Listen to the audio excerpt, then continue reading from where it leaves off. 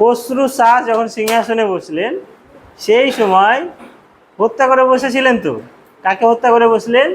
কুতুবউদ্দিন মোবারক খলজিকে। এবার একটা জিনিস বলো, যে যদি খলজি বংশের কেউ সিংহাসনে তাকে হত্যা করে বসতো কুতুবউদ্দিন মোবারক খলজিকে, তাহলে কিন্তু সেই রকমভাবে অভিজাতদের মধ্যে এতটা ক্ষোভ আসতো না।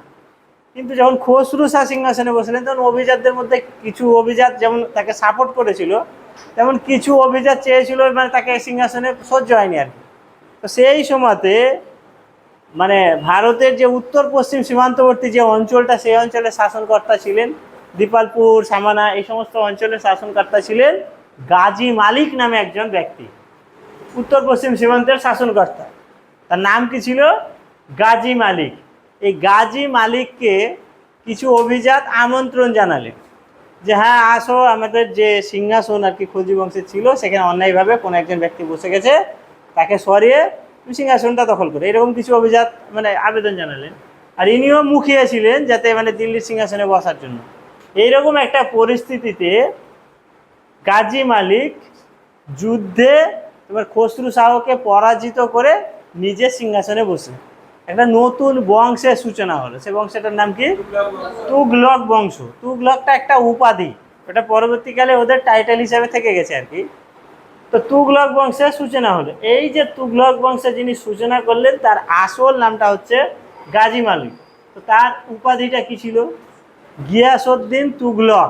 এই নাম নিয়ে তিনি দিল্লির সিংহাসনে এবার বসে পড়লেন। কাকে হত্যা করে? খসরু খান বা খসরু শাহকে হত্যা করে গাজী মালিক গিয়াসউদ্দিন তুগলক নাম নিয়ে দিল্লির সিংহাসনে আরোহণ করলেন। কত খ্রিস্টাব্দে? সালটা এখানে দেওয়া হয়নি, 1320, তাই তো? তার মানে 1320 সাল পর্যন্ত খলজি বংশটা টিকে ছিল, 1290 থেকে 1320। আর 1320 পর শুরু হচ্ছে তোমার তুগলক বংশ। এবার আমরা তো এটা অনার্সের ক্লাস না, আমাদের মেন পয়েন্ট টু পয়েন্ট যে জিনিসগুলো আমাদের সবচেয়ে গুরুত্বপূর্ণ সেগুলো আমরা আলোচনা করতে করতে যাবো। আগেই বলেছি তো প্রথম যে জিনিসটা সেখানে এখানে KLEK হয়ে গেছে, এটা কিক হতো, KICK, কিক অ্যান্ড কিস নীতি নিয়েছিলেন। তার মানেটা হচ্ছে কি বলতো? দৃঢ় অথচ নমনীয় নীতি।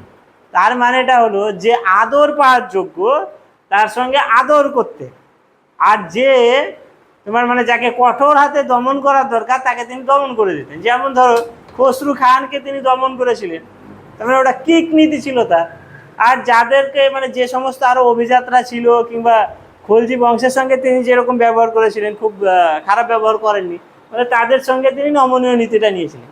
এই জন্য এটা বলা হয় দৃঢ় অথচ নমনীয় নীতি নিয়েছিলেন তিনি, মানে কিক অ্যান্ড কিস নীতি, এই নীতিটা তিনি নিয়েছিলেন। কিস মানে নমনীয় নয়। তোমার বাচ্চা আছে ধরো বাড়িতে ছোট, তো সেই বাচ্চাটাকে তুমি ধরো বদমাইশি যখন করলে, যখন দুথাপড় লাগালে, সেরকম ধরো তোমাকে এমন একটা কাজ করে দিল যেটা তুমি অবাক দেখে, তোমার মোবাইলটা ধরো ফেলে তুমি পালিয়ে যাচ্ছিলে কোনো একটা দোকান থেকে, তোমাকে তুলে বাবা বাবা করে দিল, তখন কি করবে তুমি? তখনও মারবে? ধরে একটা চুমো দেবে না, ছোট যদি বাচ্চা হয়। ওই কথাটাই বোঝাচ্ছে, কিস মানে নমনীয় নয়। আচ্ছা, তো এইটা হলো তাহলে একটা জিনিস যেটা জানলাম, দুটো জিনিস এখানে আমাদের জানা হলো। একটা হচ্ছে তার আসল নামটা কি আমরা সেটা বুঝতে পারলাম, তাই না? আর আরেকটা জিনিস জানলাম, তিনি এক দৃঢ় অথচ নমনীয় নীতি নিয়েছিলেন, যেটাকে ইতিহাসবিদরা কিক অ্যান্ড কিস নীতি নামে মানে করেছেন আর কি, পরিচিত করেছেন। আরেকটা জিনিস তার সম্পর্কে যেটা জানার সেটা হচ্ছে গিয়ে তিনি যত সুলতানরা ছিলেন তাদের মধ্যে তিনি প্রথম সেচ সেচ ও খাল খননের নীতি নিয়েছেন।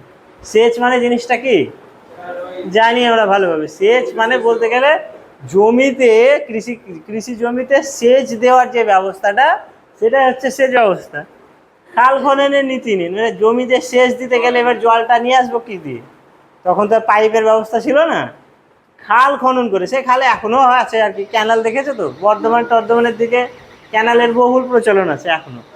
তো সেই খাল খননের নীতি তিনি নিয়েছিলেন, মানে খাল বড় কোনো নদী থেকে খাল কেটে জলটাকে নিয়ে এসে যাতে কৃষি জমিতে পৌঁছানো যায়, সেই ব্যবস্থাটা তিনি প্রথম নীতি নিয়েছিলেন। সর্বপ্রথম এনি একজন সুলতান যিনি সেচ ও খাল খননের নীতিটা নিচ্ছেন। কিন্তু সেচ ব্যবস্থার জনক বলা হয় অন্য একজনকে, এই বংশেরই ফিরোজ শাহ তুগলক আমরা দেখবো, তাকে বলা হয় সেচ ব্যবস্থার জনক। আচ্ছা, আর একটা জিনিস হুকুমি হাসিল ব্যবস্থা, এই ব্যাপারটা কি বলতো? আমরা আগে দেখলাম যে আলাউদ্দিন খলজি যখন সুলতান ছিলেন তখন তিনি জমি জরিপের ভিত্তিতে রাজস্ব নির্ধারণ করতেন। তার মানে 1 বিঘে জমিতে ধরো 1 কুইন্টাল ধান লাগবে, এরকম একটা তিনি নির্ধারণ করলেন যে যার জমির পরিমাণ 1 বিঘা হবে তাকে 1 কুইন্টাল ধান লাগবে, মানে 20 কাঠা জমিতে ধান লাগবে 1 কুইন্টাল। তাহলে যদি কারো 30 কাঠা জমি হয়, মানে 1.5 বিঘা হয়, তাহলে তাকে কত লাগবে? 1 কুইন্টাল 50 কেজি লাগবে না, এইটা লাগবে। এইরকম ব্যাপারটা তিনি করেছিলেন। এবার একটা জিনিস ভাবো, যে হঠাৎ করে ধরো কোনো একটা কারণে অনাবৃষ্টি কিংবা অতিবৃষ্টির কারণে কোনো এক বছর ফসলের উৎপাদন কমে গেল, সবার কমেনি, ধরো কিছু কোনো 2-1টা মাঠে এরকম ব্যাপার হলো, কোনো একটা এলাকায় এরকম হলো, তাহলে যেখানে ধরো দেখা গেল যে 5 কুইন্টাল ধান হয় সাধারণত একটা জমিতে, সেখানে দেখা গেল যে বছর অতিরিক্ত বৃষ্টির কারণে ধানের অনেক ক্ষয়ক্ষতি, 3 কুইন্টাল ধান হলো, তাহলে তাকে কত লাগবে? আলাউদ্দিন খলজিরা বলে 1 কুইন্টালই তো লাগবে, 1 বিঘা জমিতে 1 কুইন্টালই লাগবে। তা এই যে ব্যাপারটা, তার মানে চাষির লাভ হচ্ছে না চাষির ক্ষতি হচ্ছে? ওই ক্ষেত্রে ক্ষতি হচ্ছে। ওই জন্য গিয়াসউদ্দিন তুগলক কি বললেন, যে হুকুমি হাসিল, ওই জমি জরিপের কথা বাতিল করে দিলেন। তিনি বললেন ওই রকম না, মানে সরকারি যে কর্মচারী, রাজস্ব কর্মচারী, তারা জমিতে যাবে, কৃষকের যেমনই ফসল হোক তার 4 ভাগের 1 ভাগ কিংবা 3 ভাগের 1 ভাগ সরকারকে জমা দেবে, বাদ বাকি সে 2 ভাগ তার ঘরে তুলবে। ব্যাপারটা বোঝো ভালো করে। যতটা যদি কম হয় তাহলে সরকারও কম ভাগ পাবে, চাষিরও কম হলো, আর যদি বেশি হয় সরকারের ভাগের পরিমাণটাও বেশি হবে, তাই না?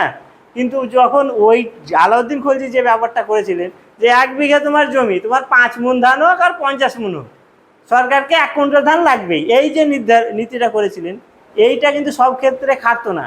তার এই নীতিটা কিন্তু বেশ গুরুত্বপূর্ণ ছিল। এইটা একটা। আর একটা তার সম্পর্কে মানে খুব আছে আর কি, মানে বিতর্কিত একটা বিষয়, তার মৃত্যুটা। মানে তোমার যখন মৃত্যু হয়েছিল আর কি গিয়াসউদ্দিন তুগলকের, সেই মৃত্যুটা স্বাভাবিক না অস্বাভাবিক, এই নিয়ে ঐতিহাসিকদের মধ্যে অনেক গুঞ্জন আছে। 1325 খ্রিস্টাব্দে তার মৃত্যু হয়েছিল, বিহারের আফগানপুরা নামে স্থানে মৃত্যু হয়েছিল। এবার তিনি হচ্ছেন দিল্লির সুলতান সিং, রাজধানীতে থাকবেন। হঠাৎ করে কি কারণে তার বিহারে কি করতে এলেন, আফগানপুরাতে? এ একটা ব্যাপার। দেখো ব্যাপারটা হচ্ছে এমনই যে তার যে বড় ছেলে, জ্যেষ্ঠ পুত্র, তার নাম ছিল জুনা খাঁ, সে হচ্ছে মোহাম্মদ বিন তুগলক নামে পরিচিত। তো ইনি বেরিয়েছিলেন রাজ্য জয়ে, কার হয়ে? গিয়াসউদ্দিন তুগলকের হয়ে, তার বাবার হয়ে। তো তিনি উড়িষ্যা, তারপরে দক্ষিণ ভারতের কিছু অঞ্চল জয় করে এবার ফিরে আসছিলেন দিল্লিতে।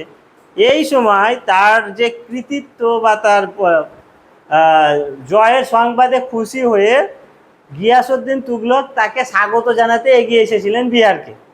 তো বিহারে এসে একটা জঙ্গলে একটা মণ্ডপ তৈরি করা হয়েছিল, সেই মণ্ডপে রাজা বিশ্রাম নেবে, ওখানে বিশ্রাম নেওয়ার জন্য একটা মণ্ডপ তৈরি করা হয়েছিল বিহারের আফগানপুরা নামে একটা স্থানে। তো এইরকম শোনা যায় যে সেইখানে হঠাৎ একটা বাজ পড়েছিল সেই মণ্ডপের ওপরে, সেই মণ্ডপটা পুরো ভেঙে পড়েছিল গিয়াসউদ্দিন তুগলকের মাথায়, এবং তিনি এই মণ্ডপ চাপা পড়ে মারা যায়। এইটা হচ্ছে স্বাভাবিক মত। কিন্তু সেই সময়ের অনেক ঐতিহাসিক বলেছেন যে না, সম্পূর্ণ বিষয়টা ছিল ঘটানো, মানে মোহাম্মদ বিন তুগলক নিজে রাজা হওয়ার জন্য, সুলতান হওয়ার জন্য তার বাবাকে হত্যা করেছিলেন। তো কীভাবে হত্যা করলেন? বলা হয় যে সেই মণ্ডপে যখন গিয়াসউদ্দিন তুগলক বিশ্রাম নিচ্ছিলেন, সেই সময় মোহাম্মদ বিন তুগলকের আদেশে 2-1টা হাতি বা 3-4খানা হাতি মিলে ওটাকে ধাক্কা মেরে ওর উপরে ফেলে দেওয়া হয়েছিল। মানে তিনি মণ্ডপের ভিতরে আছেন, আর হাতির গায়ে ধাক্কা দিয়ে মণ্ডপটা ভেঙে তার উপরে ফেলে, মানে ওইটাকে অ্যাক্সিডেন্টের রূপ দেওয়া হয়েছিল। এইরকমটাও শোনা যায়। কোনটা সত্যি সেটা এখনো পর্যন্ত জানা যায়নি, তবে অনুমান করা হয় যে বজ্রাঘাতে মৃত্যু হয়েছিল মণ্ডপ ভেঙে, এটাই বেশিরভাগ ঐতিহাসিক মেনে নিয়েছেন। তো এইটা হচ্ছে ব্যাপার। তো তিনি এরকমভাবে মারা গেলেন। এবার গিয়াসউদ্দিন তুগলক যখন মারা গেলেন, তখন সুলতানের ছেলেই হবেন আবার সুলতান, তাই